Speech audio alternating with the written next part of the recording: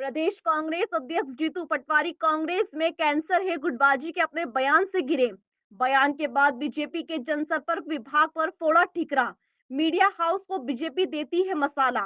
संगठन में एकजुटता की होती है बात। संगठन को एकजुटते के लिए ग्रुपिज्म समाप्त के लिए करेगा काम। बीजेपी के चूल्हे हिलाकर रहेंगे। महू में 27 जनवरी को जय बापू जय भीम जय संविधान के राहुल गांधी प्रियंका गांधी की मौजूदगी में होने वाले आयोजन का निमंत्रण कांग्रेस कार्यकर्ताओं को देने खरगोन पहुंचे थे जीतू पटवारी। खरगोन में अरुण यादव और सचिन यादव के साथ नहीं आने पर गुटबाजी की बात पर भांजी की शादी कहकर किया बचाव। बीजेपी पर भ्रष्टाचार को लेकर सौरभ शर्मा मामले पर जमकर साधा निशाना। और संगठन को हमें दुरुस्त करना, हमारी निचली इकाई जो गांव का कार्यकर्ता उसको संगठित करना है, जो कांग्रेस पार्टी के परिवार के लोग उनको एकजुट होना है, वैचारिक रूप से कांग्रेस का कार्यकर्ता सुदृढ़ हो, ताकतवर बने, इसके लिए प्रयास करना है, ट्रेनिंग देना है।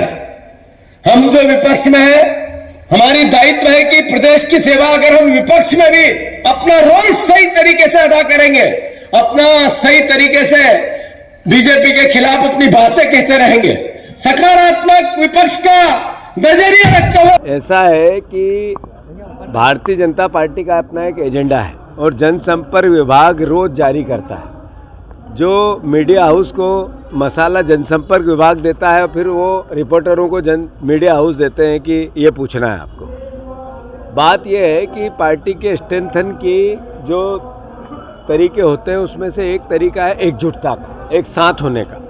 तो स्वाभाविक है संगठन के अंदर उसकी बात होती है।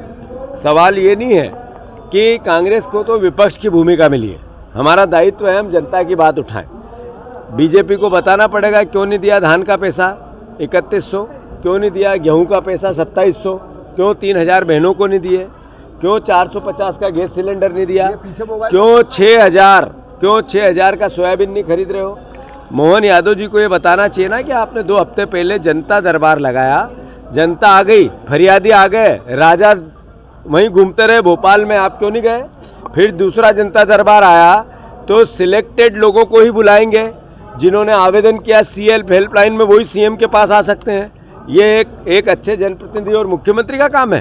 अरे आपने जनता को इतनी यातनाएं दी, क्यों वहाँ भीड़ लगना चाहती है, आप जहाँ लोगों से मिलना चाहते हो आप लोगों से मिलना नहीं चाहते हो। ये सवाल आज प्रदेश में है या नहीं है।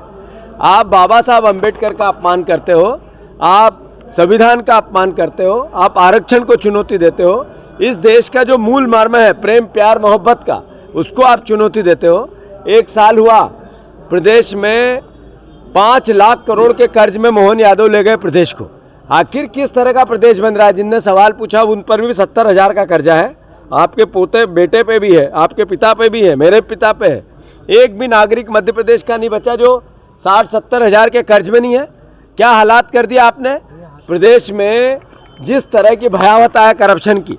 अरे ये पास में पिटोल टोल है, यहाँ पे लीगल टोल बंद, और अलग से अब सरकार को एक पैसा नहीं जाएगा पर उगाही चालू है। आप लोगों ने स्टिंग किया, आप लोग ही यहीं के पिटोल के आसपास के पत्रकार हैं। अभी कहते हैं अवैध शराबों के धार्मिक क्षेत्र से महेश्वर से बंद होगी, मतलब अवैध शराब बेचते रहेंगे। ये नर्मदा की पट्टी है, नर्मदा की पट्टी पे अब शराब नहीं बिकेगी। शिवराज जी ने कहा था, ये मोहन यादव जी ने भी मुख्यमंत्री बनते से कहा। क्या आप इसको, जितने पत्रकार हैं मैं आप सबसे आग्रह करता हूँ, क्या ईमानदारी से बताओ कि नर्मदा का कोई सा गांव ऐसा बचा पट्टी का जहाँ अवैध शराब नहीं बिकती हो। आखिर किस, 1 मिनट सर, आपने सवाल किया तो उत्तर देने दो। एक भी ऐसा काम जो मोहन यादव जी का याद रह जाए कि 1 साल में उन्होंने किया, भी महेश्वर में कैबिनेट करना चाहते हैं। पूछना उनसे, मेरे सवाल है कि नर्मदा पट्टी पे शराब बिक्री दोषी कौन, पेट्रोल उगरा दोषी कौन, अवैध शराब आप नहीं बेचने दोगे और अवैध बिकेगी दोषी कौन।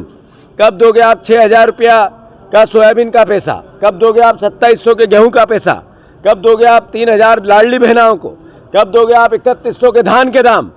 कैबिनेट हो रहा, आपको बताना पड़ेगा इस प्रदेश में सोना किसका था। और ये चारों तरफ सोने के बिस्किट की चर्चा चल रही है, जिसके यहाँ से निकला वो आदमी कहाँ है। उसके वकील ने कहा कि सौरभ शर्मा की जान को खतरा है, सुरक्षा दो। इसका उत्तर कौन, सरकार नहीं देगी तो कौन देगा। अरे आपको ये बताना पड़ेगा कि ईडी ने छापा मारा, लोकायुक्त ने मारा, छापा मारा, इनकम टैक्स ने 300 करोड़ का जखीरा निकला। हुआ क्या? केवल गुमराह करना, झूठ बोलना। अभी 3 दिन पहले बाबा साहब अंबेडकर को लेके बयान दे रहे थे। हम जब सवाल उठाया, मैंने कहा कि हम उन लोगों में हैं जो बाबा साहब अंबेडकर को भगवान मानते हैं, हम उनके साथ हैं। क्या आप बाबा साहब अंबेडकर को भगवान मानते हो? उस दिन से मुंह सिल गए इनके, एक शब्द भी नहीं बोले। आज नई बात लेके आए हैं। अरे हमारी पार्टी के संगठन को अच्छे से चलाने के लिए हमें अगर ग्रुपिज्म का समाप्त करना पड़ेगा तो करेंगे, और दिलेरी से करेंगे, एकजुटता से करेंगे, और बार बार बात करेंगे। और बीजेपी